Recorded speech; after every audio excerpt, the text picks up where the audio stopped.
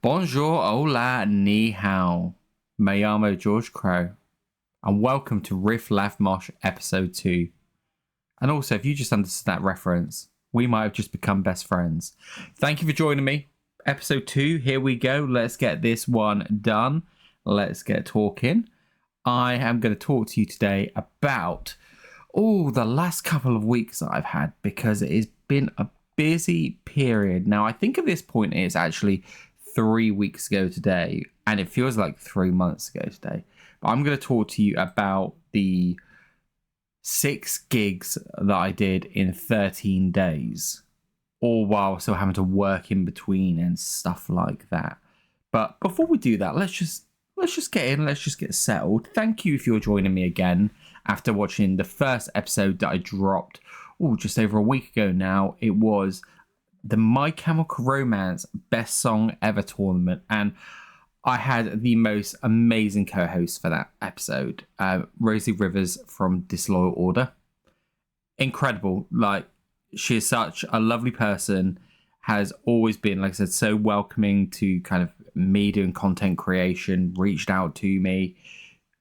I didn't realize just how big her followings were across her platforms as well. And I've just seen Rosie as someone who's cool and loves music and enjoys my chem and is like really informed on it. And like I said, I listened to her podcast. I never realized just how much there was there on her YouTube channel as well. Oh, cool. My Alexa just popped up and decided to speak as well. So I'm sorry if you heard that. But she doesn't know how to help. Well, Rosie did. Rosie helped a lot. And I was just enthralled by the My Chem Law videos that she's put out as well. Like, please do go and stop by and give her a listen. But the fact, again, that despite having like the following that she does and the effort she puts in, that she came on and literally I said to her, hey, I fancy doing this. Would you be up for it? Thinking, I'm shooting my shot here to someone that I would just love to chat with. And that's the whole point of this. That's what you'll get with guests on here. Guests won't ever be booked on here to try and capitalize on anything about them. Like, I'm never going to book a guest host who I just wouldn't like to sit down and have a chat with. Like, that's been something across my other podcasts that I do. I only have people on who I would want to sit down and have a conversation with, because I don't get paid to do this.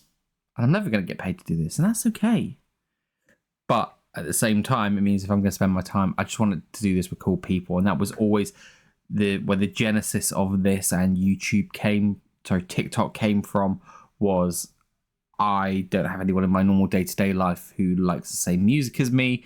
So the idea was I come out to all of you and hopefully get to know people, start to build communities. And it means that when I go to gigs, maybe there's a face that I recognize I can say hello to before the gig or at the gig and whatnot.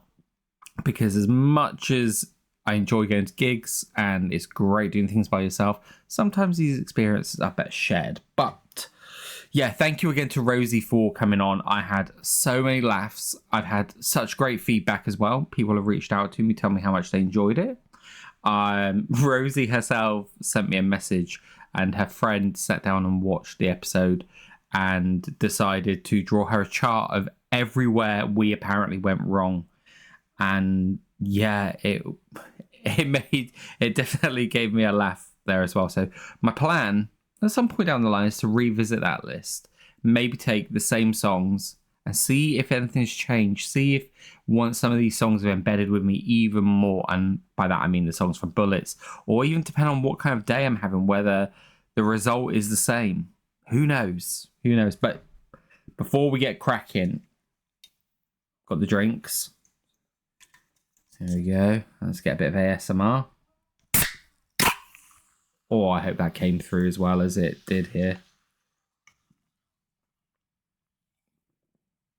Cheers. But I hope you are doing well. And like I said, whether it's your first time joining me or whether you're returning, like, thank you for even giving me a shot. And thank you if these mere, probably 30 seconds, a minute in that I am, you haven't decided, this guy's annoying. Appreciate it. So today I'm going to talk Yeah, 6 gigs in 13 days. And there'll be some of you, and the response I've had from most people when I tell them what my schedule was like, go, oh my God, how are you alive? And then I'll get some people go, amateur, 6 gigs, is that it? And yeah, you know what? When I was younger, I would be doing at least 3 or 4 gigs a week.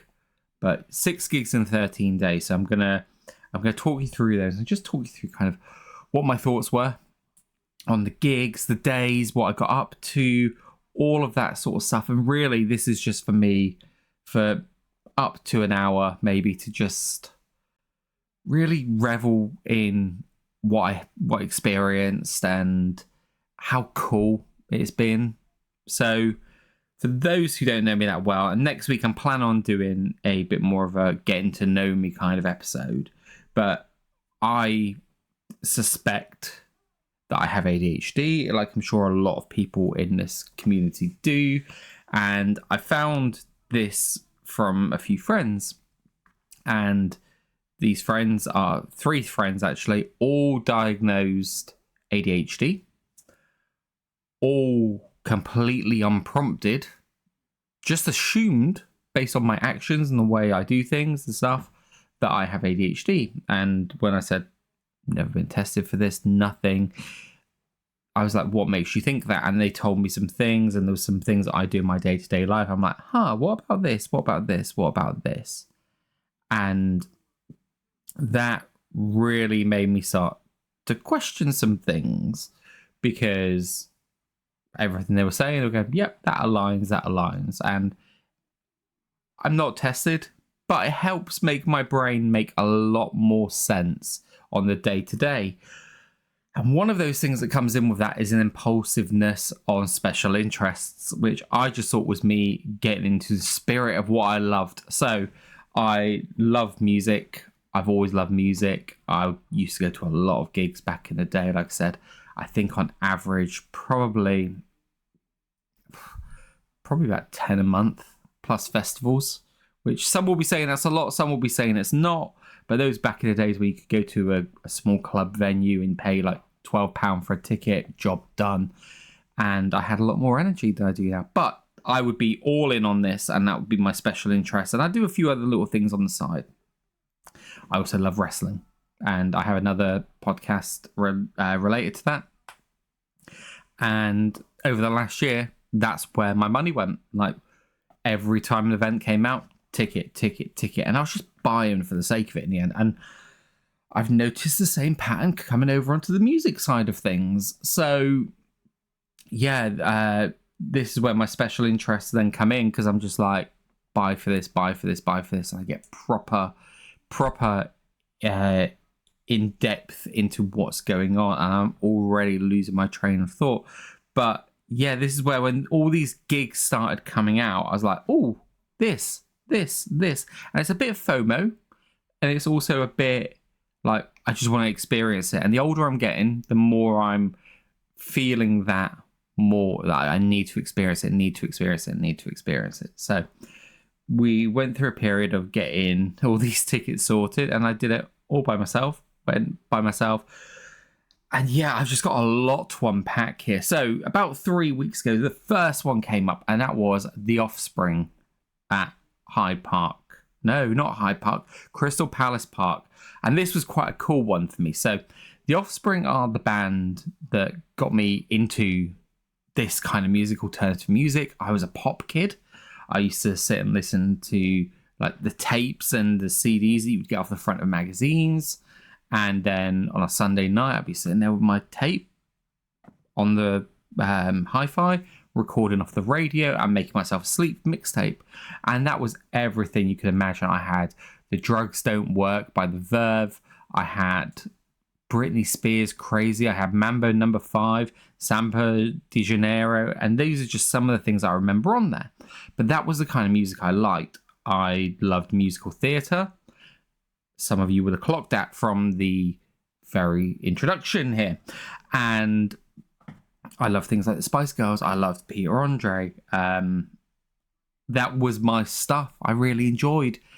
And then I was part of a drama group on stage, and a song came out, and it was Pretty Fly for a White Guy. And I went, this is rubbish. What is this? And this is not going to be me going. And then I turned out loving it. Like I did much later in life, but at the time, didn't like it. I thought it was silly. I thought it was stupid. But I used to go out to one of my friends every night basically, and we'd either sit and watch Buffy the Vampire Slayer, or we'd play a bit of Pro Evo. What would always be on in the background is this album Americana, and I was like, this is really cool. And then he'd play it from the start, and then Pretty Fly came on. I'd be like, oh, this is that band. Okay, cool. And I'd listen more and more and more, and that was probably my first acceptance into hard rock and metal and alternative music. My dad loved Iron Maiden. He loves a lot of stuff. My mum likes a lot of stuff as well. So, and I'll get into a bit more of this next time when I talk a bit more about me and kind of my journey in music a bit more. But that was my first gateway into it, and turned out to be the band that I've loved pretty much all the way ever since. Like, it was my first band. It was the first band I loved, and I genuinely love that band. They're great. I think I've seen them. This is now like, and some of you will be going, for someone that loves this band so much, it's not a lot. Probably about fifth time of seeing them. And I think the first time, it was literally a night before download. And the night before download. And they played Ignition in full. That was the first time I ever saw them. Brixton. I saw them another time somewhere, maybe Brixton, maybe somewhere else. I saw them at Slam Dunk a few years ago. I saw them at the O2 last year, which was actually probably one of my favourite concerts I've ever been to in my life. And then, yeah, again, at Crystal Palace Park. So, Crystal Palace, the area outside the front where all of this is, so that area I'm very well used to, because down at the end there is a sports venue, and that is where said wrestling company that I like to go to does some of their big events. So I'm fully like used to walking around this park and walking up and going up to the shops and going and get some food and stuff like that. But going here on an Offspring festival day was really weird, because I'm seeing this whole site which has got some like really distinctive features. Like they've got these big stone stairs if you've never been, and like these big monuments and everything. And if you've never been there, like it's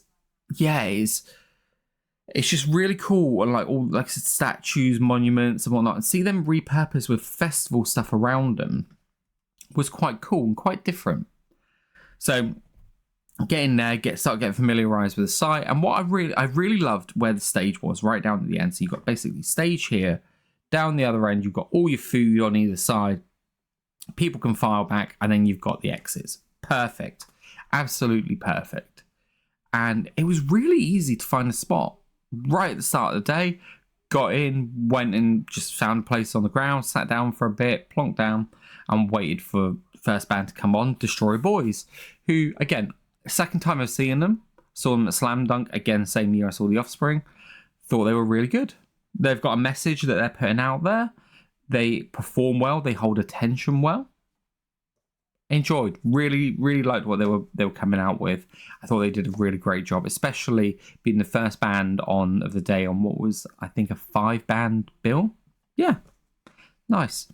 Next up were Pup, who, you know what? I think maybe I need to listen to a little bit more. Didn't really grab me in the way that I'd hoped. But hey, that's the beauty of music, right? They were very good at what they did. Just the music didn't grab a hold of me. Then who was it we had up next? I keep wanting to say Less Than Jake, and it wasn't Less Than Jake. It was another ska band, and I'm having trouble remembering who it was. This is embarrassing now, isn't it? Pennywise, that was it. Pennywise.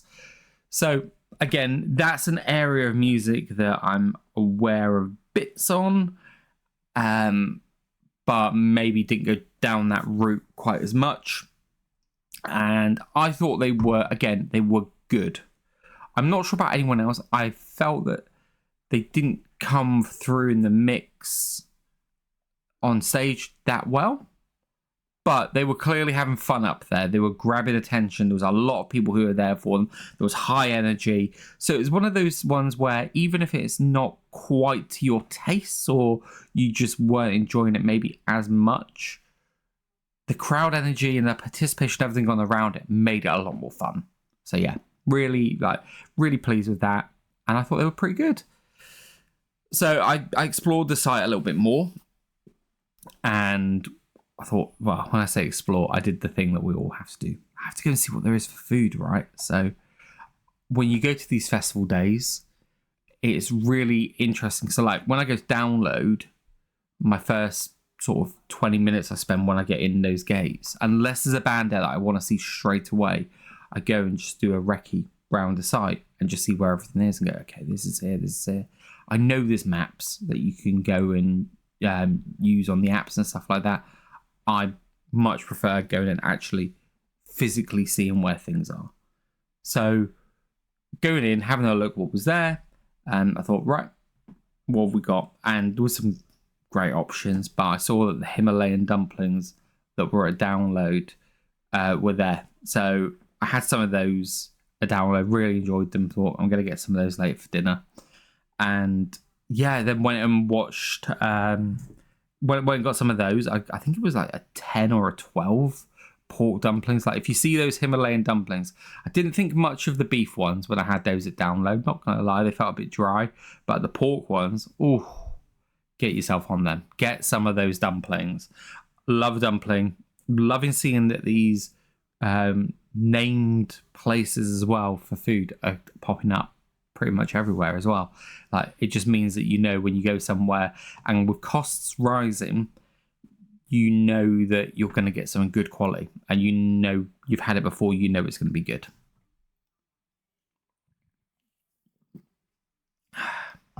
So got some of those, went and found a spot for the Dropkick Murphys. I'm like, oh my god, Dropkick Murphys are a band I've been trying to see now, I don't even know, probably like over 10 years at least.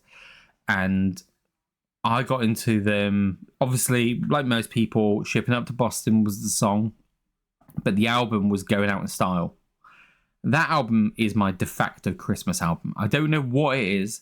Maybe it's just me being Scottish, but the bagpipes and everything else in it just make it feel appropriate at Christmas. So if I'm cooking Christmas dinner, that's the album I've got on.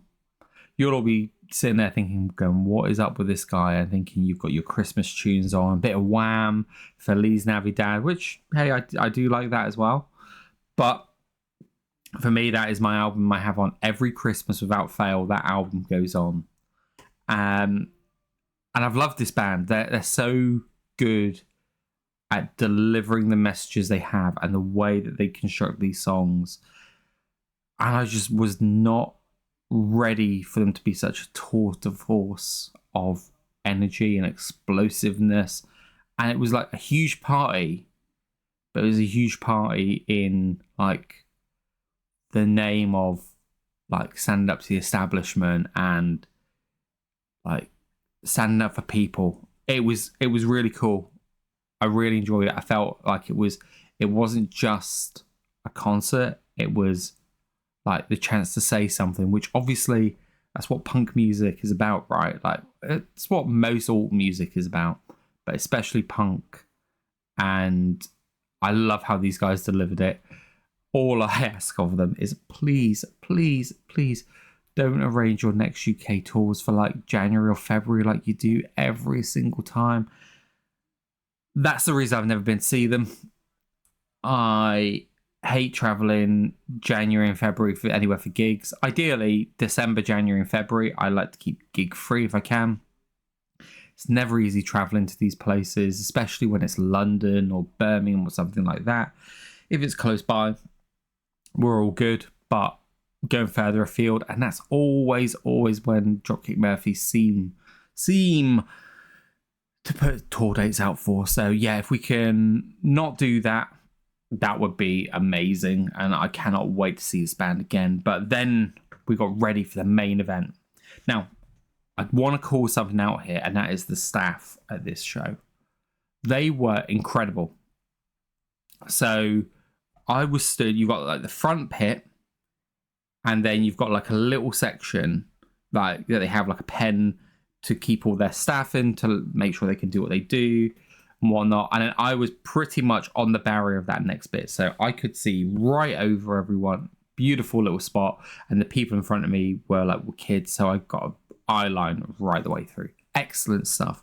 But the staff were all just really nice. Like, because of where we were stood, it was kind of like the gate to get in and out. They were all really nice, just chatting away and whatnot.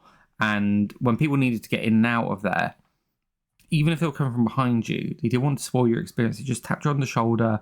You kind of got through. They could have very easily, and at other gigs and shows, maybe would have barged through you and just push out the way to get in because they're trying to do a job, right?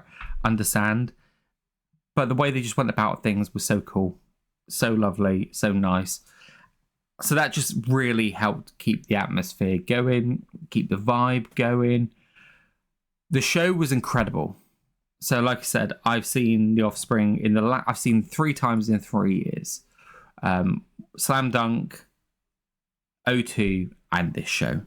And they have been absolutely on point. One of the things that I always felt back in the day a little bit with the Offspring would be sometimes the vocals wouldn't be as strong. And I feel that Dexter has got to a stage now where even when he has a bit of a weaker performance vocally, the rest of what they do really kind of makes up for that. And there was one song, and I can't remember, there was only one song where I was like, maybe don't do this one next time.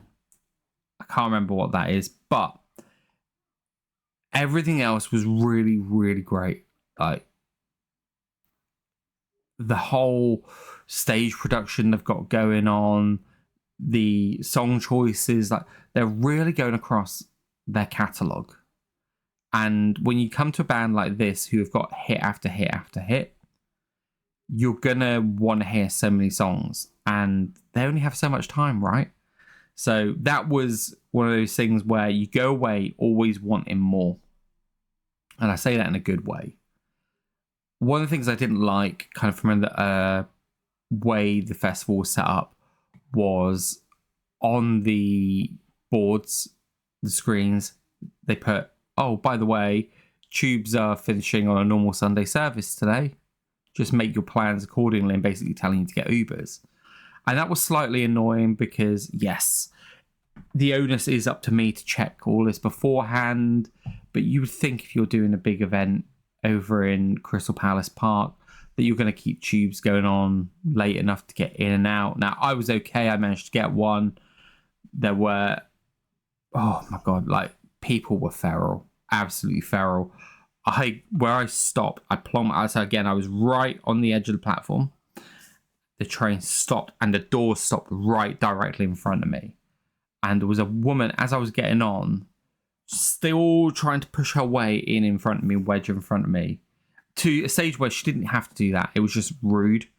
Yeah, it was kind of like, okay, I had a bit of grace later on and whatnot, but at the same time, people were just being feral. And I get they want to get on and whatnot, but yeah, it was the one thing I do not like about doing a big gig, especially somewhere like London, is the crowd afterwards, and that will be a theme here. So yeah, first show was really, really great. Really enjoyed it.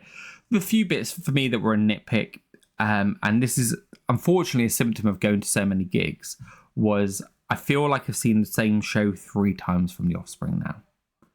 Definitely twice, and maybe a slight adaptation from the 3rd time. So I'm trying to think how much of this was at Slam Dunk. I don't remember Noodles doing the fuck yeah all that much. Maybe he did and I just forget him. But a lot of the stage setups, the jokes, there was a lot of, like I said, stuff morphing between that O2 gig and Slam Dunk, especially in the set list as well. I would hazard that pretty much the same set list was at each. So that makes it a little bit more like, okay. But it was the O2, definitely pretty much the same show.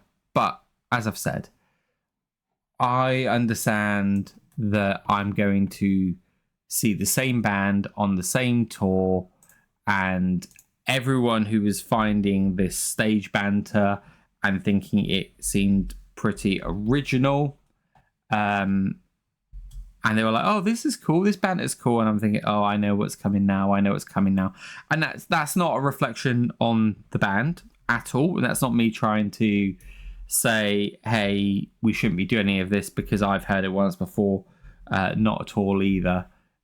It's just a case of when you get that, you realise just how produced these big shows are, and what sometimes feels maybe a bit off the cuff isn't.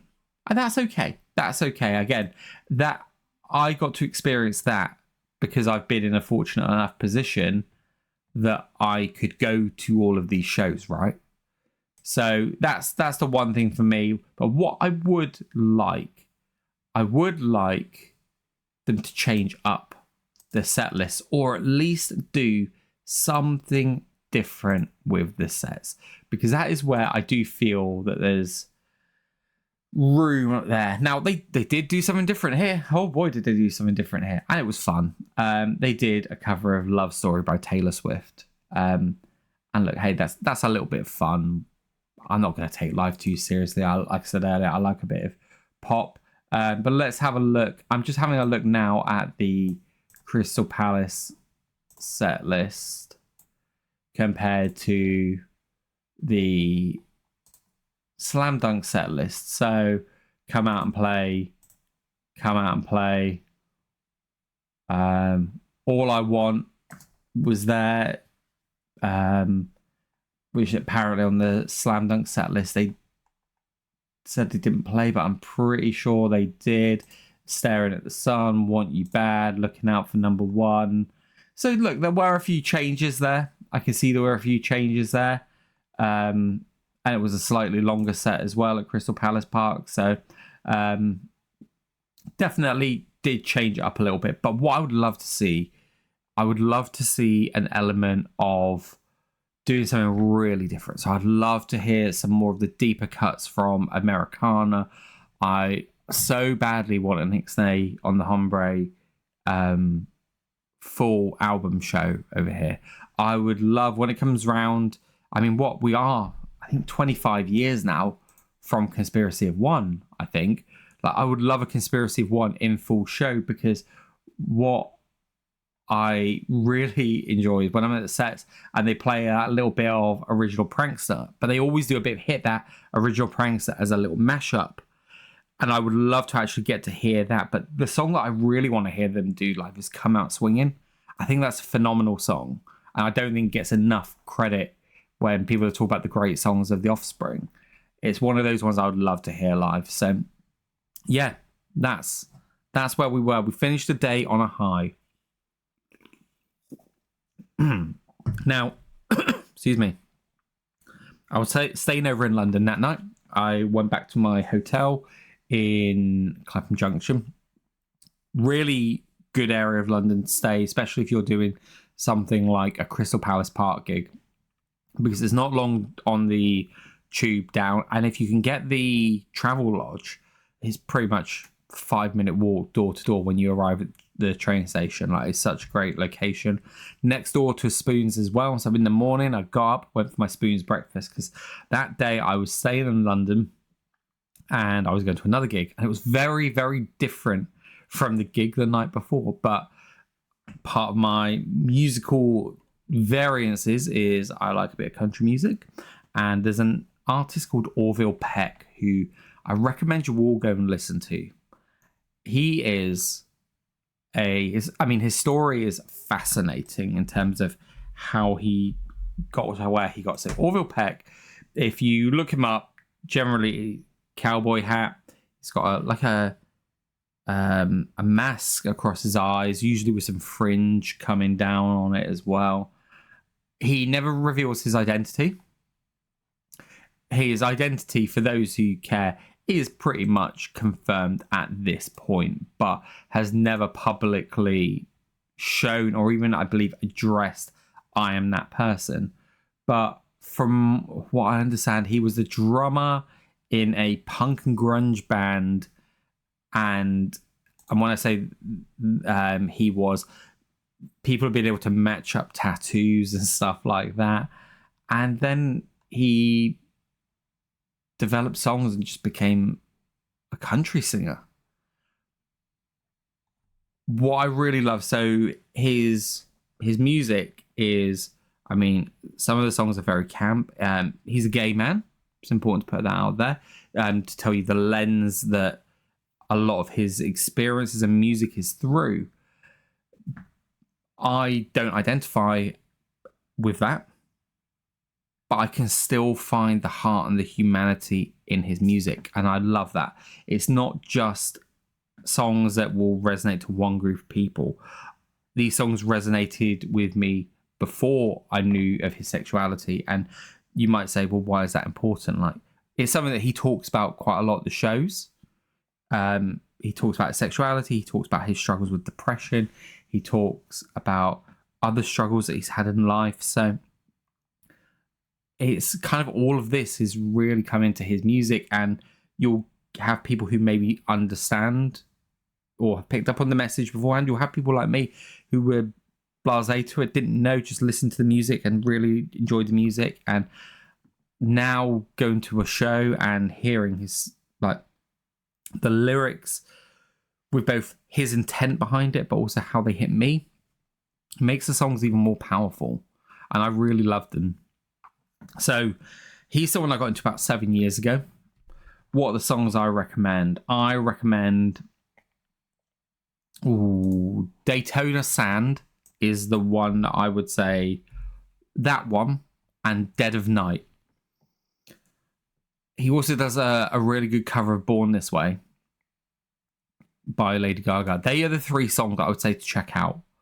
I really love those three songs of his, and he's got such an amazing voice. Like, when you actually hear his voice, it's like, oh, okay, it's a bit, I mean, it's a bass baritone. People say a bit Roy Orbison. For me, he's got that Johnny Cash deepness, but sounds a bit even further deeper, but sounds even more well-rounded than Johnny Cash does. I really, really resonate with his voice.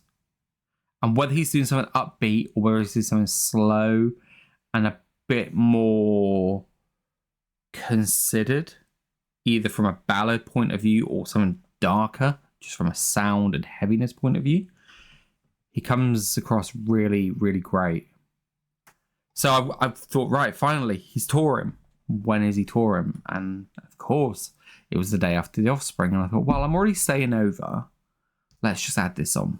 So that's what we did. I got a ticket for this, and I got up, stayed in my hotel room as late as I could. I think it was midday I had to check out. So I actually got up, went down, had a Spoon's breakfast, went back to my hotel, chilled for a bit, started watching Designated Survivor again, which is one of my favourite Netflix shows. So I was just spending hours watching episodes of that, not having to go out before I had to. And then went out, got myself across to Camden, because I've always had a bit of a love-hate relationship with Camden. And I used to love it the first few times I went, and especially when you're walking up from Camden tube station, you're walking down the main street. It reminded me a lot of Download and Sonosphere, and like when you're there, and like the all the tents that you would go into to go and buy things from, smells in the air and stuff like that. And it kind of felt homely. And then over the years, when I've been going to Camden more and more, I just never felt that same connection. It felt like it drifted away from me a little bit. But I will add, that I never went actually further down into the market area. Okay. So for the first time this year, I actually went like even down to like over the bridge before you get to the markets. And I was at, I forget the name of the venue now. There's one just on that there. I saw Mama's that's in there earlier this year. But yeah, it was really nice going down. So I got the tube. It was a further stop. So the gig was at the Roundhouse. Important to mention that. So never been to the Roundhouse before. One of those venues that I'd seen pictures of and thought I must go here. But I never did. And because of the kind of venue it was, I wanted to find the right kind of gig to go to there. It sounds silly, I know, but it looked like this really impressive venue that really deserved a certain type of band or artist to go there for. And I felt this was one that lined up nicely with that. So I got the tube down to whatever the next stop down from Camden Town is. Love how close that tube station is to the Roundhouse. I'm always put off about going to gigs in London because I have seemingly vertigo when I go on those escalators, especially the deep ones. I just start to panic and I lose focus and start to feel like I'm losing balance. And I almost had, partially due to almost having a bit of a slip on a escalator a couple of years ago. So now, just to kind of make myself feel comfortable, I like to use stairs and lifts where I can. So getting to and from Waterloo at the end of the gig, it's really important to know if I've got a good route to the tube station. Can I get down quickly? Can I get back quickly? And the Roundhouse seems to be one of those ones that actually I can do that quite nicely. And I loved how close it was. I loved that it was steps down to the platform. Really, really great. But in there, yeah, it just had this like almost like Texan ballroom feel to it already. I was like, okay, this is cool. The opening act was a lady called Tallulah Agnew. I didn't really vibe with her. I love the sound of her voice. For me, lyrically, it sounded like she was trying to have a bit of the shock value of Sabrina Carpenter without having any of the double entendre nuance that Sabrina does. And even then, I don't think Sabrina's the best at that at times. But she made her look very much a wordsmith. And there's me stumbling over my words. And this is why I'm not up on stage and I'm sitting here on a podcast. But it felt like it was going for a little bit more shock value. Like when you have to repeat the phrase fucking in the sun like 4 or 5 times. It wasn't for me. And I freely admit that. That's not me being prudish. I'm all for lyrics being used and whatever you want to do, but whatever it is, I think if you're going for like really like easy shock value, it's probably never going to be for me. But what I will say is she had an amazing tone to her voice. She had a great voice, and the way she, like her pitch, tone, her control, everything about how she conducted herself, how she actually sang was really great. I really enjoyed it. I just didn't like the actual lyrical content, which not always for me. What I will say is that sometimes the lyrics, I can hear them and I can relate to them. And sometimes for me, the lyrics don't matter. They are just the ebb and flow of the melody and how everything's going through. So the energy. But yeah, that wasn't for me. Cool. Okay. We move on. There seemed to be a lot of people it was for. And that was great, because what I want to see is, even if there's artists out there who I don't vibe with, I'm not going to vibe with everyone. We can't vibe with everyone. But I love to see that there are artists who people vibe with, and they vibe with with passion. And I appreciate the passion. And she definitely had those people there for her. So that's really great because we just want to see more artists coming up through the scene, whatever those scenes are. But it came on time for the man himself. Orville came out. And oh my God, I was not ready for just how good this man is. So however he sounds on record, he sounds that live. But in a way that you can tell that he's not singing to a backing track, that he's not having vocal enhancements done. Like, this is his voice. You can hear this is his voice. But at the same time, he sounds absolutely flawless.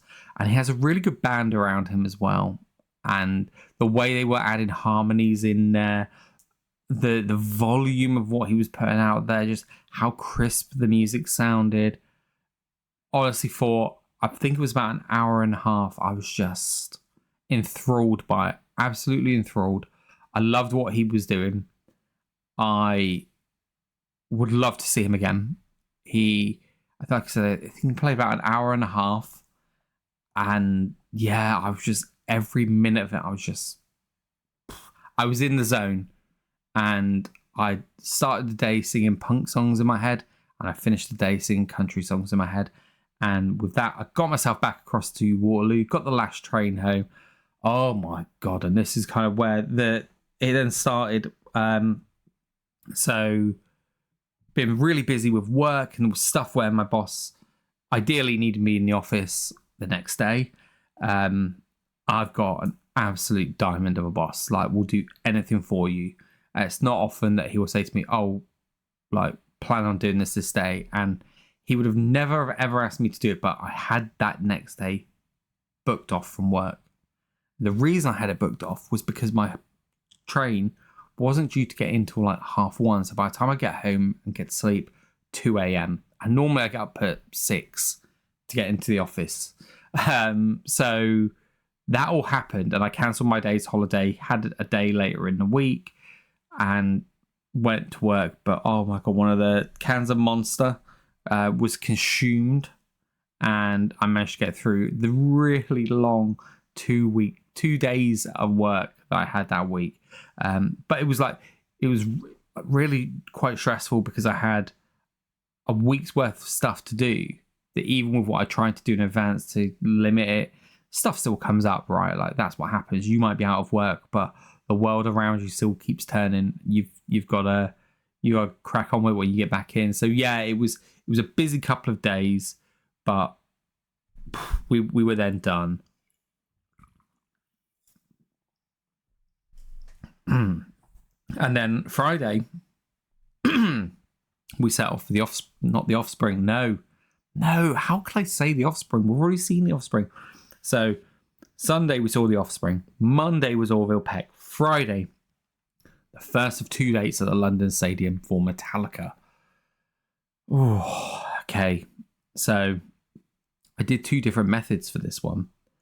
And this is when I realized how expensive things were, okay? I think on 1 month I paid, and I'm not kidding here, I paid out £700 in 1 month for hotels for these gigs.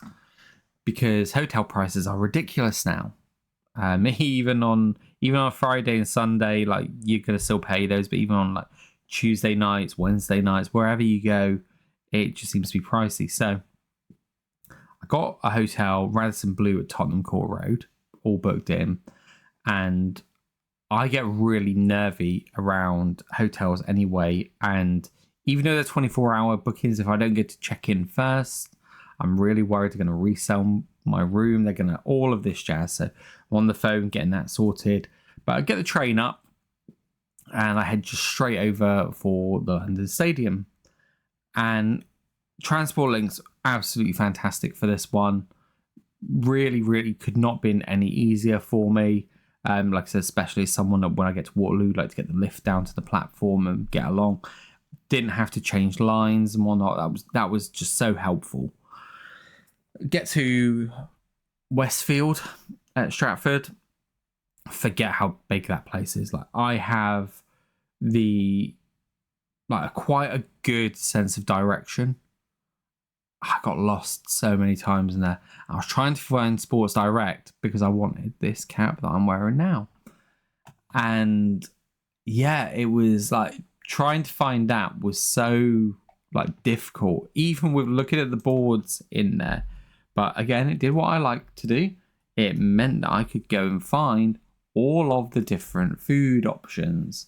So I was spending time looking at the different restaurants, looking where I'm going to go, which was really cool. Really nice to go and do. When I got my hat, I love Mexican food, and I realized I haven't been to Oaxaca in years, absolute years. So I thought, you know what? I'm going to go to Oaxaca. Had a lovely meal there, had my pork beer tacos, had a quesadilla, and then start walking over to the stadium. And I love that little walk down there. And it starts filling up with people, and you see all the band t-shirts, you see all the different merch and stuff, and you see the merch van, people queuing up for that. I saw the Metallica football shirt that they had. If that was like 10 or 15 quid cheaper, I would have bought it. But 80 quid is a bit of an expensive one for me, purely because, like I said, the amount of gigs I'm booking, and I don't factor in merch costs. And I was having this conversation with my dad when we went to Eddfest. He goes to maybe one gig every couple of years, and it's usually Maiden, right? And you've got a lot of people who maybe go to one, maybe two shows a year.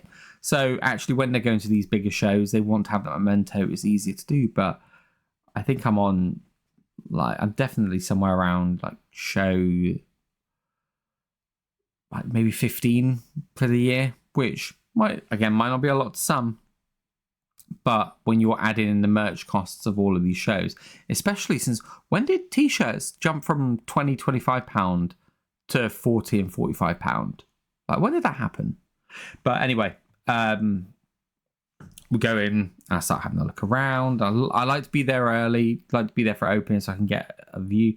I had seats for this. Now, I wasn't going to go to this show or any of these shows because of the price. They were expensive tickets, and I wanted standing tickets originally.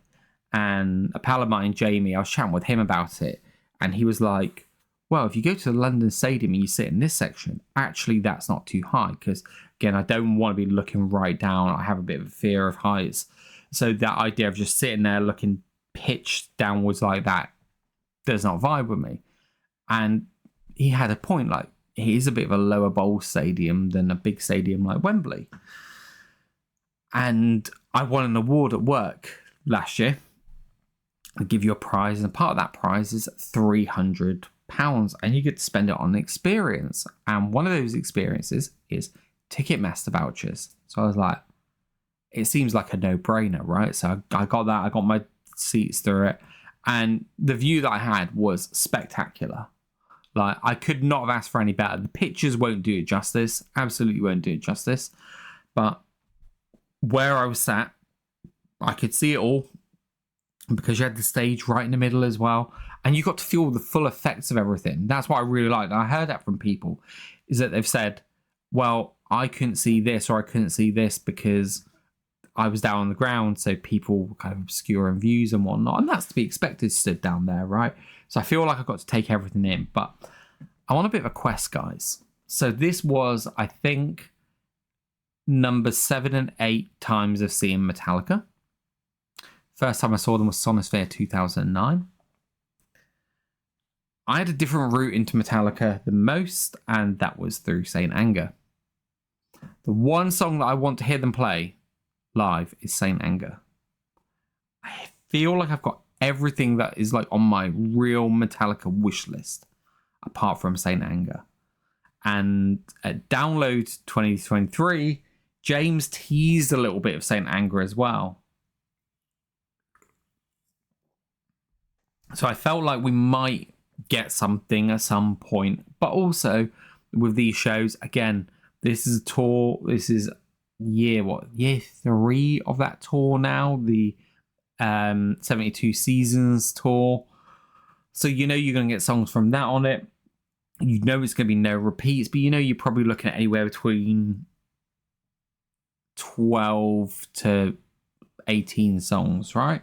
So with a catalog of the I keep saying the Offspring, Metallica size, you're gonna struggle maybe getting some of those deeper cuts in there that people might want. So I go in, I have a look around outside, and I like to have a look at what the food options are. I didn't go right down to the end on the first day, the right hand side, I should say, end when you're looking at the stadium, and I saw some of the food trucks. And what I didn't like is on the Friday, at least, they didn't have prices up on the board. They were just blank.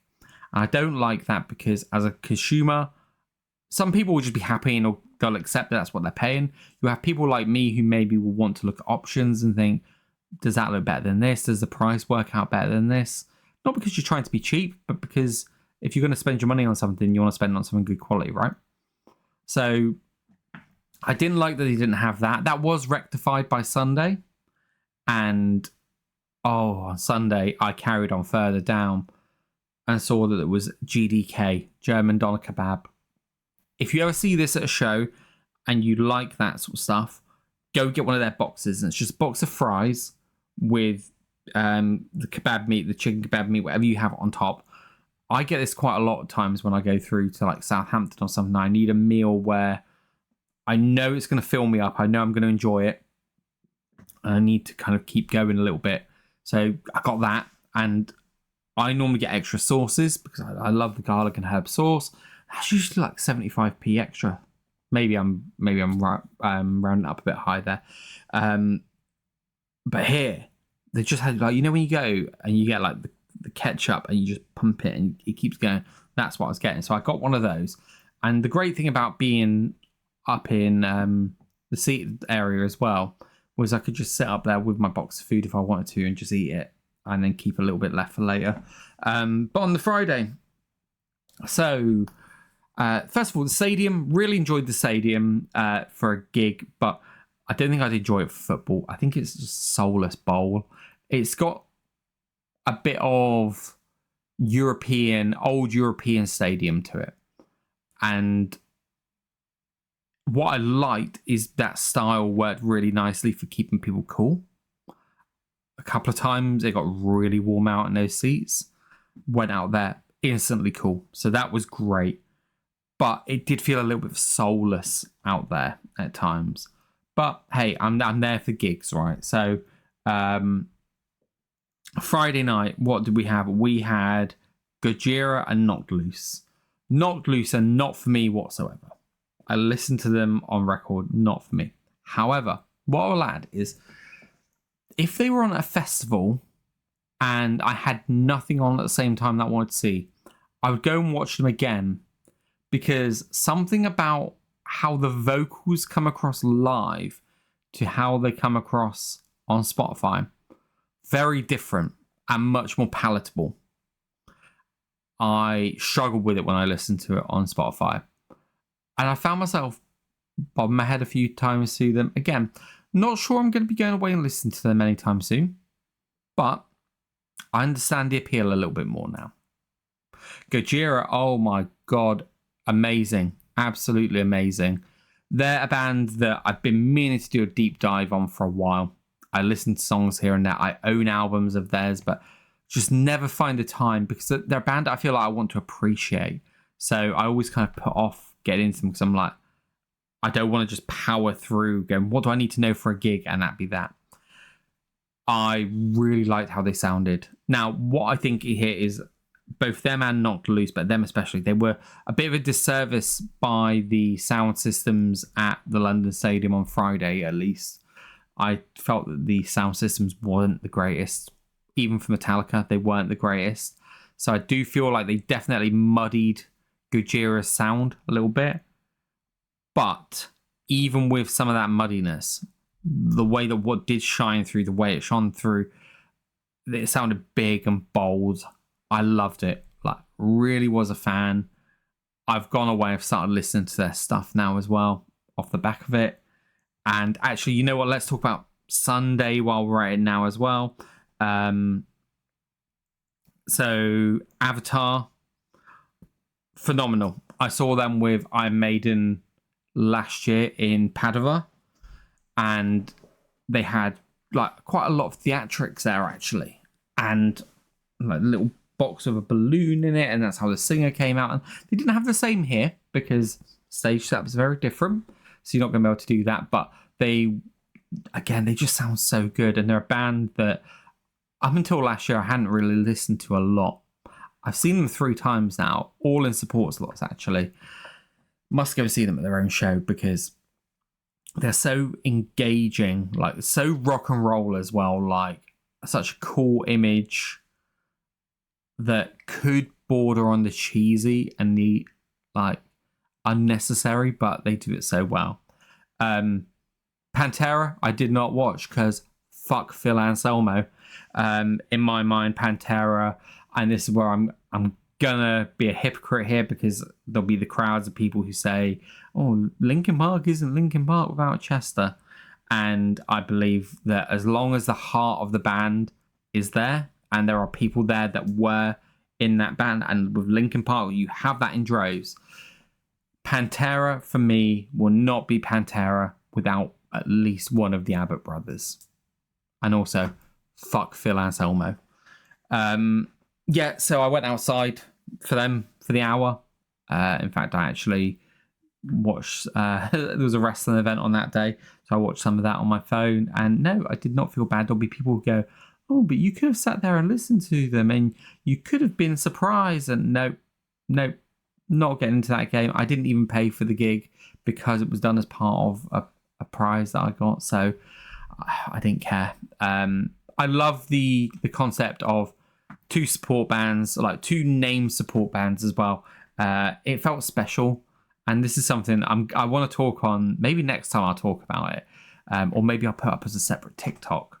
But like when you look at tour packages that get done in other countries and other markets, like especially if you look at Australia or America, like I saw one where Australia, it was Electric Callboy with the headliners, Ice Nine Kills with the support.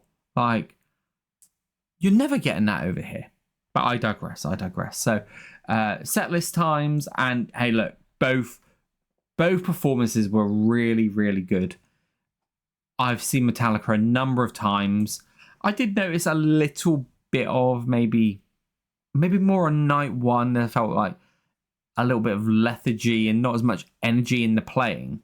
But that's coming from like a top end performance. I'd still say it was about an 8 out of 10 performance. I felt that maybe Lars's ability was a bit more noticeable on the first night, maybe not so much on the second night, but yeah, some great songs on there: Creeping Death, Harvester of Sorrow, Lux Eterna, Cyanide, Orion. Like, got a really great run. And actually, so Orion into Nothing Else Matters, into Sad But True, into Hardwired, into Fuel, Seek and Destroy, and Master of Puppets. That was a great run. Now, one of the best concerts I've ever been to, and certainly the best Metallica show that I don't think they're ever going to top, was Sonosphere 2011, Big Four show. This was a very good show. Otherwise, however, there was one noticeable, like, whew, that was a swing and a miss, and that was Kirk and Rob's Doodle. Also, how long have they been making a point of calling Rob Robert? Like, he's always been Rob, as far as I've been aware, but they kept saying Robert.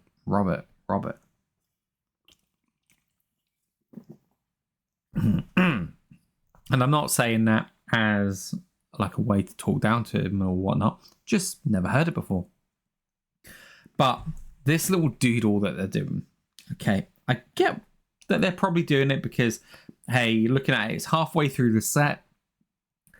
James and Lars are not getting any younger, and they probably want a minute to just chill for a bit. From what I understand, James goes and has a cigar. Don't know what Lars gets up to, but it's about halfway during the set.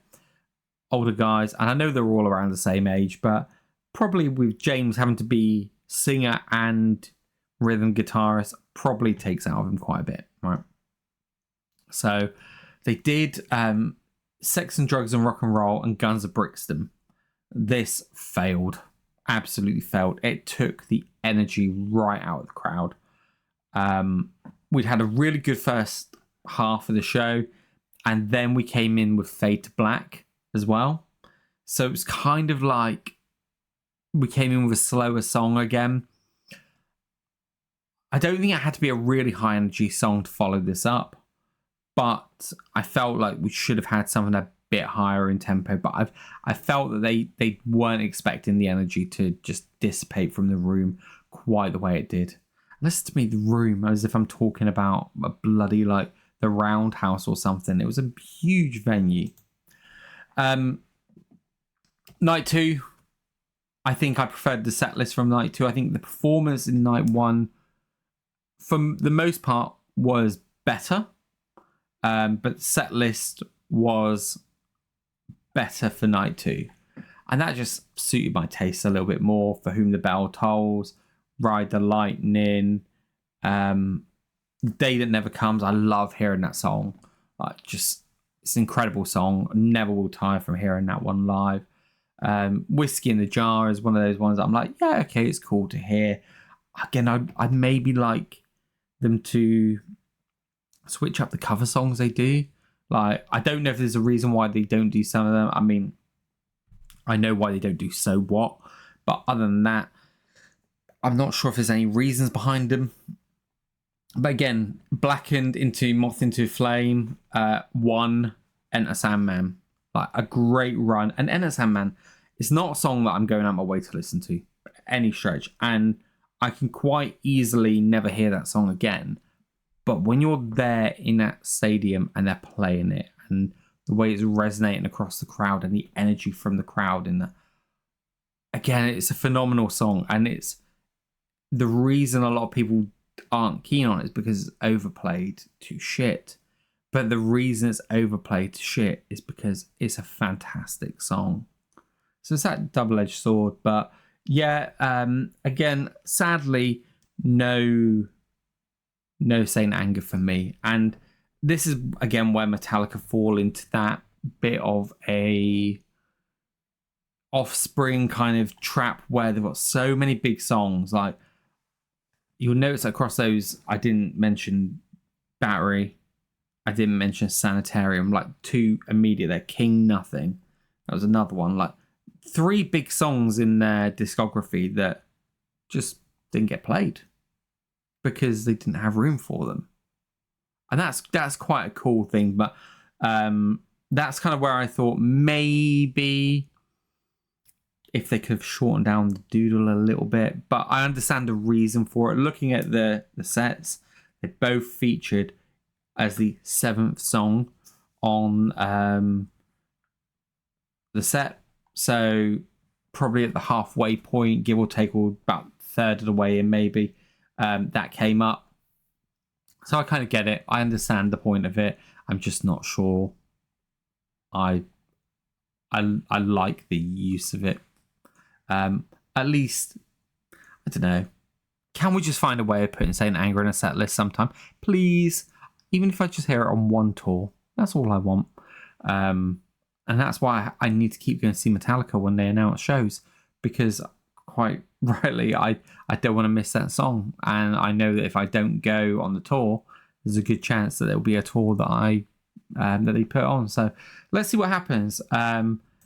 Do we think I'm going to get to hear it by the time I got to the 20th anniversary of the first time I saw them?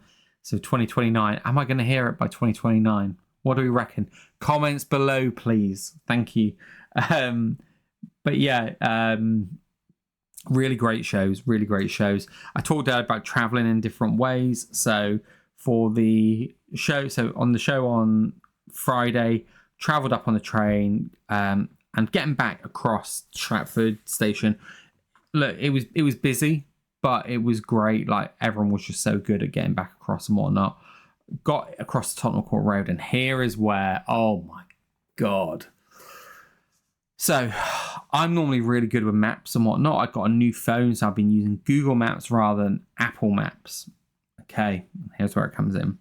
I get out of Tottenham Court Road station and I type in Radisson Blue Tottenham Court Road. There it is, Radisson Blu on Tottenham Court Road. Brilliant. 15-minute walk. I thought, that's a bit further away than I thought, but let's walk down. Walk down, get about 10 minutes down, find a KFC, grab a KFC. I'm getting tired by this point. I'm like, I just want to get back into my hotel. I get to Radisson Blu, but on the front it says London Euston. I'm like, this is really weird. Like, why is this on here? So I look it up, and it becomes very apparent that there is a Radisson Blu on Tottenham Court Road for London Euston. And there is a Radisson Blu, I believe, on Warren Street for Tottenham Court Road. So basically, I came 15 minutes down in one direction. If I had literally turned right out of the station and walked across the road, I would have been at my hotel. So that was a lesson learned for me. It ended up taking me another 40 minutes to get back to my hotel. By the time I walked down, realised where I was, got my KFC, came back up, got checked in, all of that malarkey. Got into the room, and oh my God, they were incredible. Like, the bed was lovely, but they had this big aircon unit just sitting on the desk. And I like a cool room. So, so then it was up the following morning to travel back home. Got home probably around noon. And then the following morning, I was back out again. And this time I did the Big Green Coach. And that was going to be the first time I ever used Big Green Coach. But what I did, because I wasn't sure of what sort of time I'd get back and whether or not it would be kind of good for me to do, I booked a hotel in Southampton. And I did something a little different, when I say something a little different, actually, I mean, I did something wrong. When I looked at the maps, I thought where I booked the hotel was right by where we get dropped off, right by the train station. In fact, it was completely the other side of Southampton, by the docks. So I had to call an Uber when I got back. So again, I'm getting to my hotel at 2 a.m. and the guys running the bloody check-in desk, it was like a comedy duo. I got there and the guy was like, "Oh, I've already checked you in." Brilliant. Well, then surely I just show my ID, get given my card keys, and off I go. And he had to fill out a form, and he wanted me to sign up for the hotel membership, and then he had to get his colleague had to do something apparently, and then they tried to charge me again. I'd already paid in full, and I was like, no, and I just thought, I'm not here for this. By this point, it was 2 a.m. Well, just before 2 a.m. And I remember this because England were playing that night against Mexico, and it got delayed by an hour because I was going to sit up and watch it. But this hotel room, oh my God, it was incredible. Like, it's one where they have like 5 floors and there's only like 16 rooms on each floor. And that's because the rooms are massive. The bed, I think you could have fit 4 people in there quite easily. Like, normally when I need to roll over, turn the light out, I had to roll over a couple of times to get there. Bed was lovely and comfortable. Again, I got up the following morning, it was boiling outside, and I didn't need to be out of the room till 11. So I stayed in the room till 11:15, and it was one of those rooms where you can connect your phone up to YouTube on the TV or Netflix on TV and whatnot. So there was a guy that I watched, Simon Wilson, highly recommended YouTuber. He goes traveling all around the world. Lovely guy. I started watching one of his World Cup videos, and I just lay there for a couple of hours. It was great. Made the most of the aircon. Got myself home afterwards. But the Big Green Coach was great. What I didn't realise for this one would be that where they drop you off for the London Stadium, still a little bit of a trek afterwards. For anyone considering who might have accessibility needs, it's not like most where you get dropped off and it's like 5-minute walk. If you know where the Copper Box Arena is, it's about a 5-minute walk past there before you get there. So probably still took about 15-20 minutes to walk to afterwards, which it's not the longest of walks, but just bear in mind if you're ever going to one of the ones here that you might want to just consider getting that move on straight away. But really great. I've used Big Green Coaches now 3 times over the last couple of months and had nothing but positive experiences with them each time. So yeah, that was Metallica. Then they were awesome. And then, so that was a Sunday. Had Monday and Tuesday off of work, and obviously Tuesday I then recorded a podcast with Rosie, which was great. And then what did we do then? Then we had Friday. Okay, Friday, My Chemical Romance. Oh my God, I've been waiting for this one. So I previously had tickets for My Chem 2022, but I had to sell them because I was starting a new job. The Gaslight Anthem had just reformed. I bought tickets to see them in London and Birmingham. I needed to pay for travel. I needed to pay for hotel. And I couldn't afford to do that and Milton Keynes for My Chem. So unfortunately for My Chem, their reunion had to take backseat to the Gaslight Anthem. So I've been waiting for this. My dad loves Maiden. He's not a My Chem fan, but given that Eddfest was the day after, and we were trying to look at a lot of different ways of getting there, and the only way that we could work it out was if we do 2 nights in London and with a big green coach bringing us back and forth. So we got up to the hotel. We stayed in a travel lodge, Royal Scot it's called. It's about a 15-minute walk from King's Cross Station, and I would recommend anyone book it if you need a hotel and you want some good things around you, good transport links. So we got across to King's Cross, took that walk down. Hotel staff were lovely. My dad is also called George. The lovely Ghanaian woman behind the desk who's checking us in, could not have been more lovely woman. Honestly, she was astounded that we both had the same name. And it seemed to really make her day. Every time we saw her, she just kept chatting to us. And she was chatting to other people, but we were definitely getting favourable treatment there from her. So we got up to the room, went out, got some bits for the hotel. My dad, bless him, I was like, right, stay in the hotel. He's not the best with directions. He got lost one time coming out of download and got split up amongst the crowd on the way back to our bus. But this time he just stayed in the hotel. He was quite content. He was sitting watching the World Cup. I think it was Spain and Belgium that night. So he sat and watched that. I got myself at 4:00 across to Wembley, and it was so great. Walking down Wembley Way and everyone wearing My Chem t-shirts and all of the dress up they'd done and everything. I felt like it was my version of what the Eras tour would be for Taylor Swift fans. It just felt culturally significant, and I loved it. I felt like I was experiencing something special around with everyone. So I was doing seated for this, and I think it's actually the first time I've done seated for a gig at Wembley Stadium. And I was round the other side, it turned out. So when you're looking at the stadium, you've also got the rows there seating, and I was in the red zone. My God, I've never felt like I've walked around longer. I kept walking. Where do I go here? And all I kept thinking was, this is going to be an absolute ball ache for getting out later. It wasn't too bad, to be fair. No worse than normal, but got him, took to my seat. Really weird, because when I booked my seat, I originally thought I booked a VIP one because of the price I paid for it. And I remember this, and I think what happened was my seat was a non-VIP seat, but got caught in that lovely dynamic pricing. Yay, fuck dynamic pricing.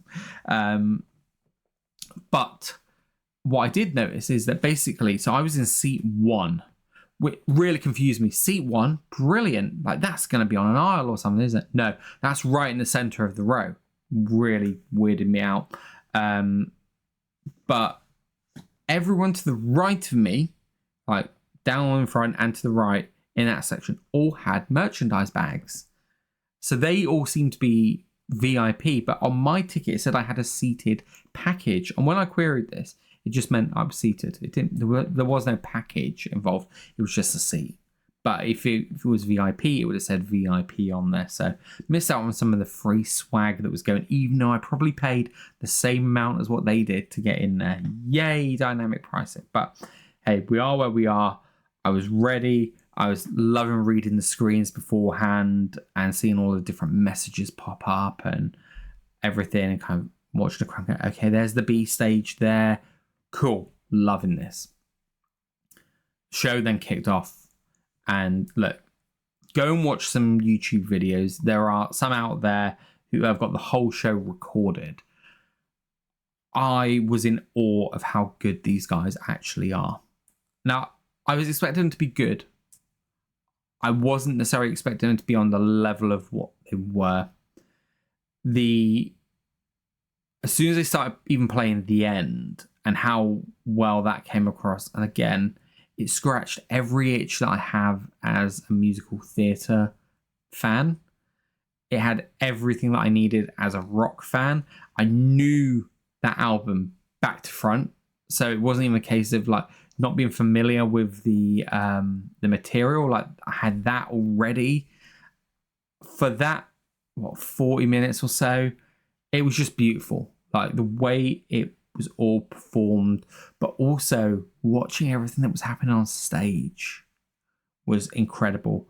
I thought some of the songs, and this is going to be likely, right? Like, they can't replicate everything exactly the way they do it on record to live. So the Sharpest Lives I thought was really great, but it missed that, like, that attack at the dun dun dun dun dun dun dun dun in the way it sounds on Spotify or on record. And look, that's just a difference of seeing things live to seeing things that. And that didn't spoil the show or anything like that for me. It was just done in a different way. Additionally, the way Mama was done, it wasn't in spirit and in heart, it wasn't done any different, but it was elevated even beyond how well it was done on the album, because you're doing it there with live performers and it sounded bigger and bolder. The Sleep was another song that really grabbed me live on record. I like it, but it doesn't grab me in the biggest of ways. I mentioned this on last week's episode, but when you've got an album like that and you've got 3 really big ballady songs, to be expected as well, given the tone and subject, one of them might not resonate as well, and that one resonated higher than I thought it would. I don't know why. I didn't recall hearing Cancer whatsoever. I know they played it. I don't know that I was just too lost in the moment and whatnot. I legitimately did not remember them playing it. Rosie was correct. Teenagers did nothing for me live. I accepted that's a song that maybe when it came out I liked. Was it one that got overplayed to a degree where I just didn't enjoy it anymore? Potentially. But also, the more and more I listen to the album, the more and more I don't think it fits. The more and more I don't think it's up to the par of the rest of their songs. Now, don't get me wrong. If it's played as part of a mix, I'm not skipping it by any stretch. It's not a terrible song that I'll go, no redeeming qualities, not listen to this. I'm overhearing it. So, yeah. I was hoping that maybe it was going to be the Everlong, where when I saw the Foo Fighters a couple of years ago, I go, oh, okay, this has really rejuvenated this song for me. Not at all, but that's okay. Here's what I really, really enjoyed. They did, well, actually, let's just talk about the pyro budget, right? Oh my God, the pyro for Famous Last Words. Like, there was stuff going up, there was stuff going across, there was fire on the stage, there was fireworks going diagonally. It was all just, yeah, it was something else. Loved it. If the show had ended at that point, I would have been like, okay, cool, like, happy. Like, that was so good. So at the angle I was at as well, what was really intriguing to me, and it comes across in the way they do these shows, because they are performances. Okay, and I've always said that the Black Parade is an album you could put on at Drury Lane Theatre as a show and it would work. But you could actually see that they had wings, like theatre wings, on the stage. I was like, okay, this is really cool because you can see that they're treating it like a proper performance. And then I just loved how they just basically get dressed down, and then they come back out onto the B stage, just wearing normal clothes, or in Gerard Way's case, he just comes out wearing a bloody skeleton onesie. Also, how is that guy 49 years old? Like, fair play to him. He's doing all right. But yeah, so what was the set list there? I'm Not Okay was the first song. I was like, love that. Like, it just kick-started into gear. To the End, My Way Home Is Through You, Summertime, Na Na Na Na, The Ghost of You, 0%. That's a song that I'm not familiar with whatsoever. And I felt like I missed a trick there, because live debut of a song, like, that's such a cool thing to be there for. But I didn't know it. But I immediately want to know it more, because I love how it sounded. Scarecrow was another cool one. Helena. I feel really bad, but I saw the reaction of people when Demolition Lovers got played. Now, I said this last time that I hadn't listened to it loads. So it's not one of those songs that has a huge, like, long-lasting impact for me. And it's like a life-affirming experience to hear it live. I felt the way they did it was really good, but it was just kind of is what it is. I knew that would be the last song of the night. So I knew that hearing that, I'm not going to hear anything else after it. And it kind of was one of those things that for me, it just went, okay, this song is what it is. But I would still say it's easily a 10 out of 10 gig. And that's the power of what they did.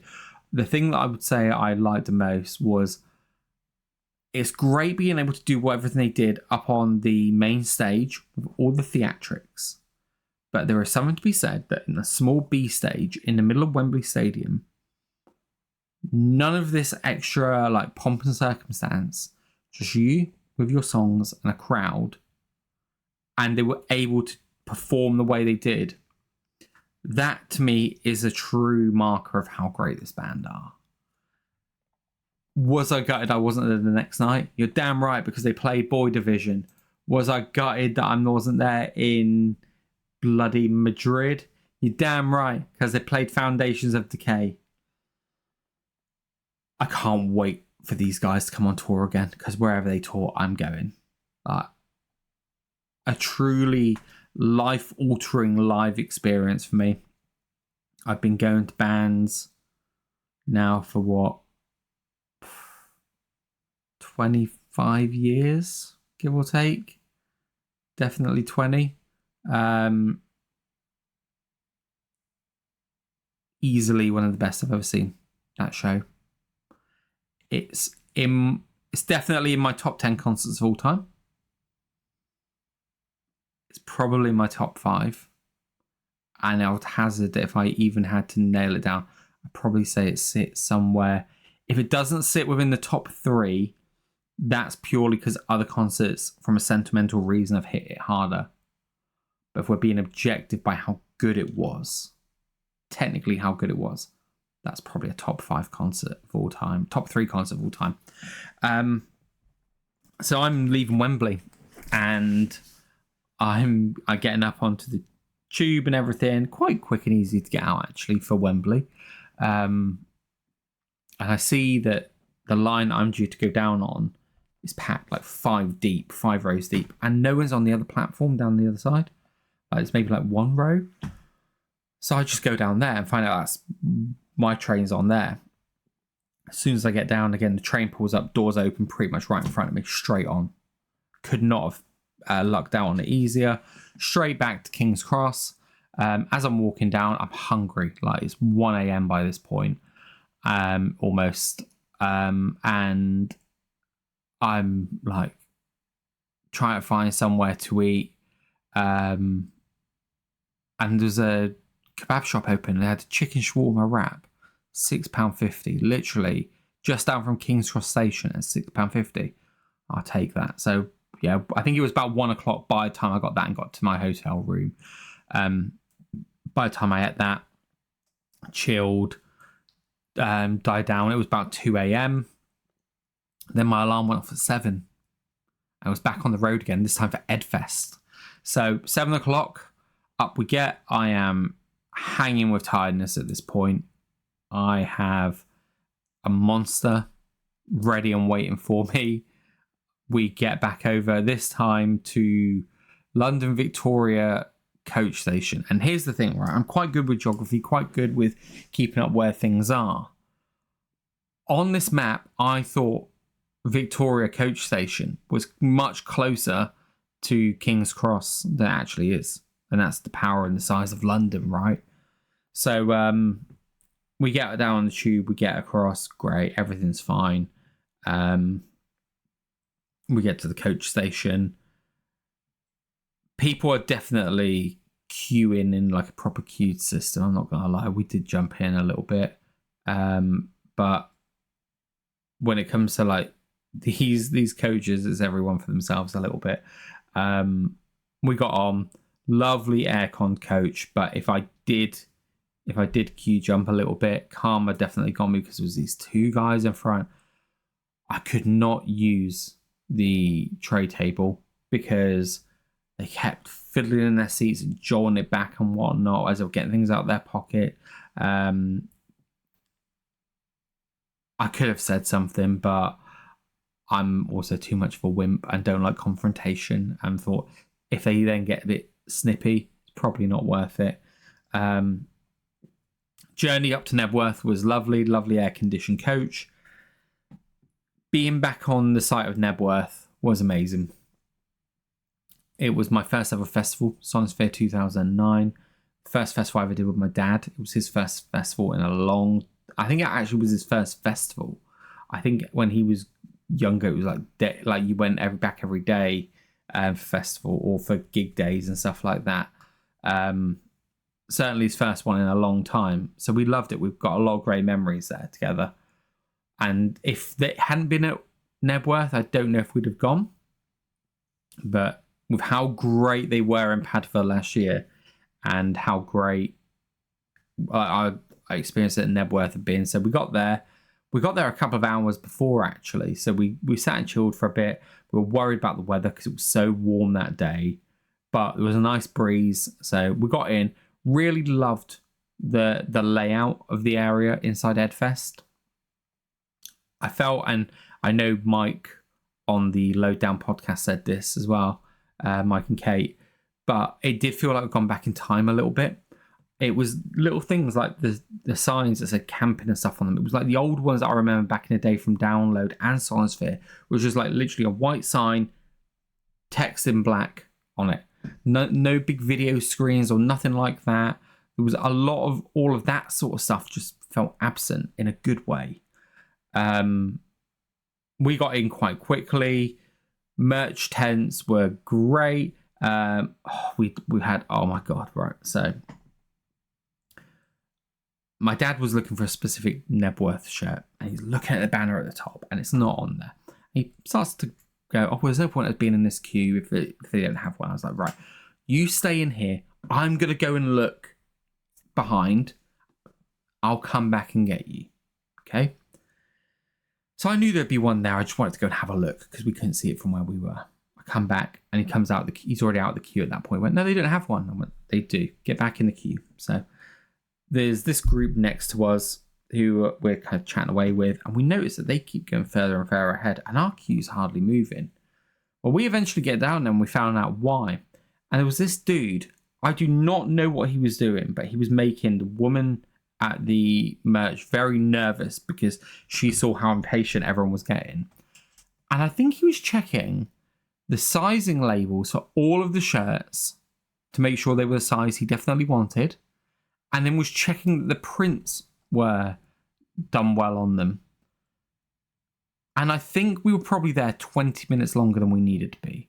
It got to a stage where he was starting to get jeered at a little bit, and people were making comments, and even when he left, people were giving him away, all of that.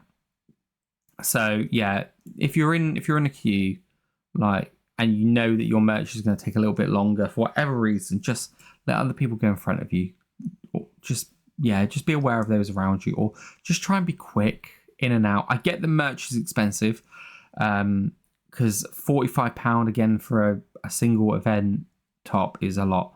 Also, I've got a bit of a bone to pick with Iron Maiden on their team. 45 quid for buying the Eddfest shirt on site, but they've recently put on their website that you can pre-order merch from Eddfest, and they're doing the Nebworth shirt for 40 quid. That's shit. That's terrible. Like, and I know people will argue, well, I bet that they charge more for that in delivery, and I bet they do. But here's the thing: you're not getting it delivered when you're getting it at Eddfest. Like, you're picking it up there and then from them. So yeah, I didn't like that they're charging more for it, but hey, it is what it is. Merch was expensive, so I didn't buy anything. But the layout of everything was really good. I did notice that there was a lot of, like, what I would go back to, like, again, this is probably where the going back in time thing comes a little bit. The sort of the 2009, 2010 no-named, like, just stock food trucks were. Like, at Offspring Day, at Slam Dunk, at Download, you have all of these named brands, right, that you know, and go, oh, these appear here, and they appear here, they appear here. None of these ones at Eddfest seem to be any of those. That was the first thing I noticed. But what I also noticed was the price of things were more expensive than Download as well. So maybe something that I was paying £12 for at Download, I was paying £15 for at Eddfest. And I know there were some things, I think it was something my dad picked, I think it was £16 each for, like, some chicken tenders and some chips, and then £3.50 for a can on top of it. So it's not, again, not cheap. But I imagine that they're exploiting that festival market, that one day, people who maybe only go once every now and again. We also went and had a milkshake, which was lovely because we were really warm. We weren't hungry, we just needed something to cool us down. £9 for a large milkshake. Like, I get that things are expensive and pictures are expensive and stuff like that, but £9 again feels a lot. But hey, this is what we are. It definitely felt, what I would say the difference between this and Download was, it felt like Download, the vendors were trying to do things at the right sort of price for people who are there for a weekend.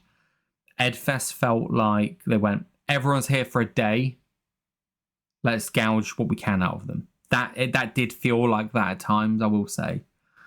I quite liked that they had a few little shop sort of tents, merchants and stuff like that. That was cool. Gives that festival appearance without overloading it. A couple of negatives. Again, chairs in the front zone.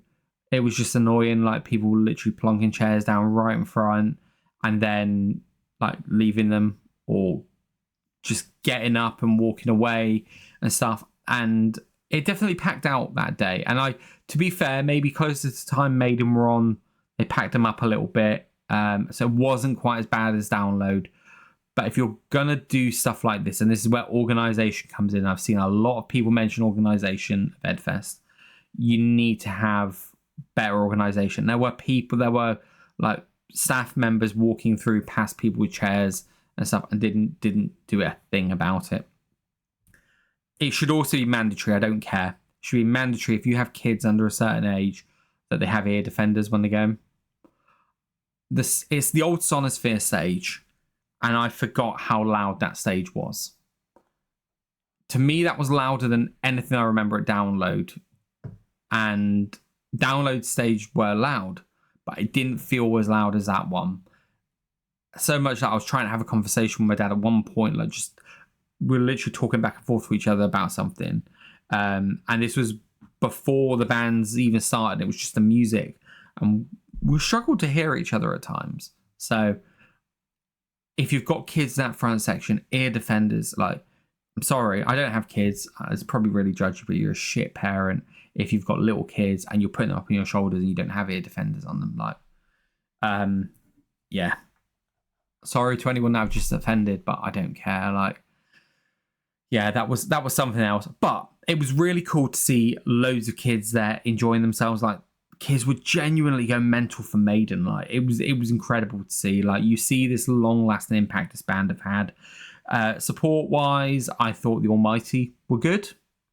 I thought Airborne were good. They are what they are. I've not seen them since seeing them at Nebworth. What was really funny, actually, just as an aside, I like to try and work out, was the stage where we were when we used to go, stuff like that. And it wasn't. And we worked out pretty quick, because I always remember in the campsite walking up, and Nebworth House is on my left, literally on my left as I'm walking up. And then I get to a road, I cross over in some trees, and you cross through there, and that's your official through into the festival site area. And we spotted all of that area. So where we were actually spending the time watching the bands would have been where we used to camp. And I imagine the reason they probably do that, one, smaller site area is needed, so it's a good area to do it. And two, you've got Nebworth House there. That's just a view you've got. And that kind of adds to it. When people say, I'm going to Nebworth for a gig, they've got that. Cool. But yeah, it was just a cool way that it got flipped around a little bit. But yeah, Airborne, the last time I saw them, I think, was at Sonosphere, a long time ago. The Who were great as well. Really loved them.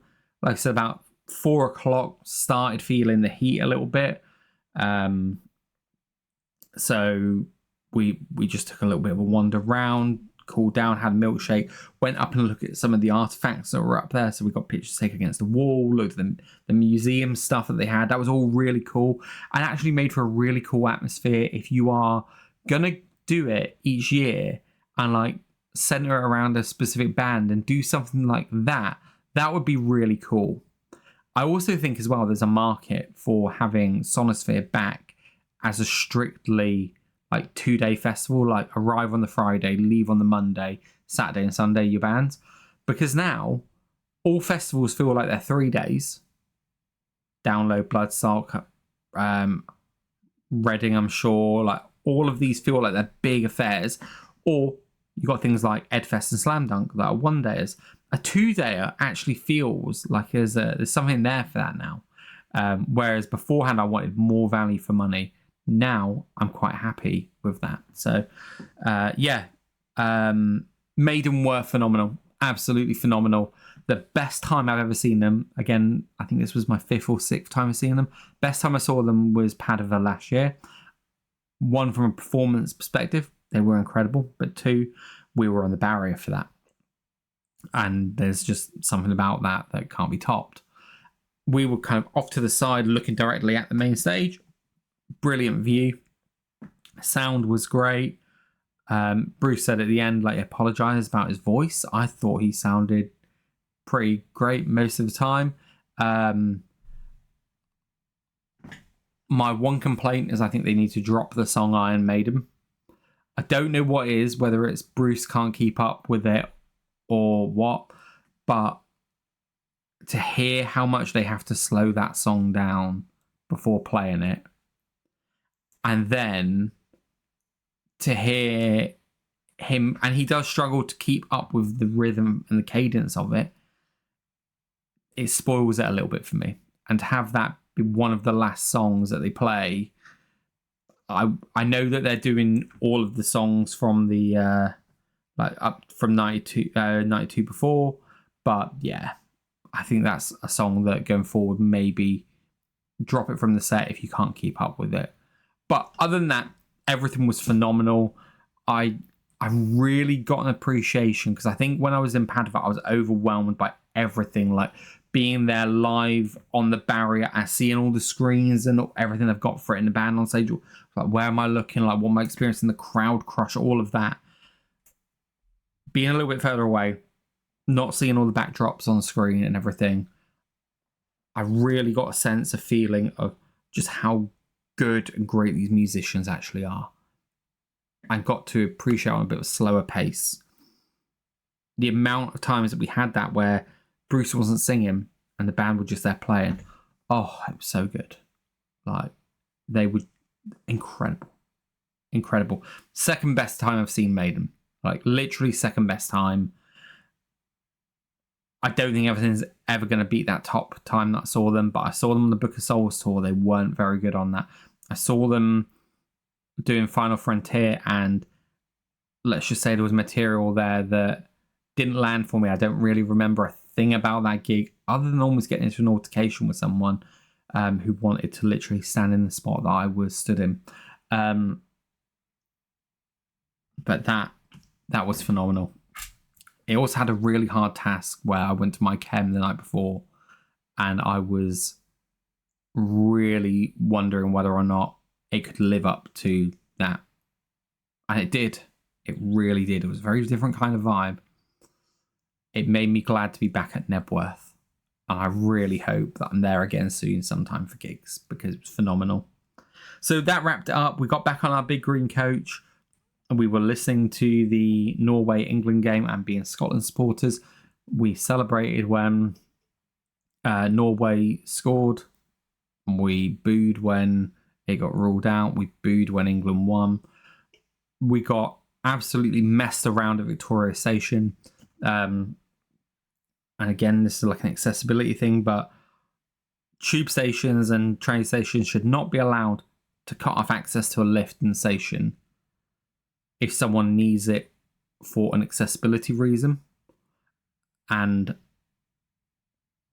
I was told that lift didn't go down to the platform that I wanted, even though I knew that was when I got up earlier. I got told that I could go on the escalators when I told them I couldn't. I got sent off on wild goose chases looking for things. I just don't think it's very cool of people to do that. I think the reason why they did it is because they just cleaned the area. They didn't want people dirtying it up, but no excuse. Like, this is stuff I've heard about Download. Stuff I've heard about Eddfest as well is about people and other creators will, I'm sure, say their pieces or have said their pieces at various times. It's not up to me to tell their stories, but the way that people are still stigmatized. Mine is a very minor accessibility need, right? And it's not a true accessibility. It's just that on escalators, I feel like I'm going to fall where I'm going to fall. There are people with actual proper day in, day out accessibility needs that get looked down upon, who get stigmatized, who get treated badly by people. It needs to stop. Absolutely needs to stop. So if you're one of those people, or you are a festival organizer, a gig organizer, or transport organizer, whatever it is, make sure you are really taking into consideration about people's accessibility needs. And then we ended the night going and getting a chicken shawarma, bed for 2 o'clock, home by 3 p.m. the next day. 6 gigs in 13 days done. Guys, I do not have any more gigs booked until September. I have Devin Townsend and I have Evanescence. Until then, though, I'm looking forward to not having much to do. Got a few events coming up. This is the first week I've been doing a full week's worth of work in a while. This is the first weekend that I've not done, I had any plans for in probably about a month and a half. I'm so glad for that. I'm so grateful for the life I get to lead. It sounds like I'm taking it all for granted. I'm not. I work hard to be able to afford the lifestyle that I have. And it doesn't get lost on me that I can do what I'm doing. But man, sometimes I just need a little nappy nap. So it's been an absolute pleasure talking to you. I don't know how long I've been talking for. Way longer than I'd originally planned, I'm sure. But I'll be back again at some point soon. Next time, we're just going to talk about a little bit more of a getting to know, fill in some of those gaps a little bit about me, talk to you about some of the music I've been listening to. Really been digging the new Menzinger's album. I'm going to talk about that more next time.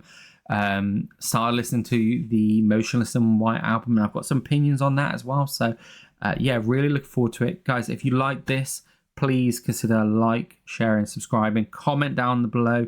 Tell me what you liked about any of these gigs that you went to. Tell me your experiences. Tell me what you would change. We're on Spotify. If you want to listen on audio at any point, the video will be there as well. If you could give us a rating on Spotify, give us likes on here. Anything you can that will help the channel grow would be amazing. I'm on TikTok.